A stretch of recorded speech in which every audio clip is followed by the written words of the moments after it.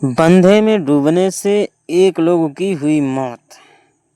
जिला सोनभद्र, थाना रावटसगंज, ग्राम सभा रघुनाथपुर के निवासी संतलाल सन ऑफ बुधिराम रघुनाथपुर के निवासी हैं, जो ग्राम सभा रघुनाथपुर के बंधे में डूबने से हुई मौत।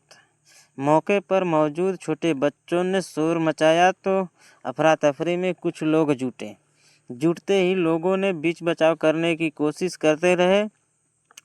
समथिंग 1 घंटा बीत जाने के बाद भी कोई अता पता नहीं चला तो अपनी सूझबूझ से लोगों ने डायल 112 और फायर सर्विस के पास फ़ोन करते हुए भी अपना कार्य जारी रखा, जिसमें मौजूद मौके पर पुलिसकर्मी और फायर सर्विस वाले के मौजूदगी में भी काफ़ी मात्रा में लोगों ने परिश्रम करते हुए 6 घंटे बिताए, फिर भी लाश का अता पता नहीं चला। वहीं परिजनों का रो रो कर के बुरा हाल।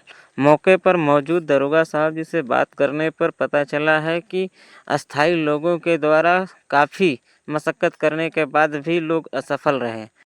ग्रामीणों के असफल होने के बाद अब बनारस से गोताखोर मंगाए जाएंगे। रघुनाथपुर बंधे की यह पहली घटना नहीं है। इस प्रकार की घटनाएं पहले भी बीते कुछ वर्षों में 3-4 हो चुकी हैं।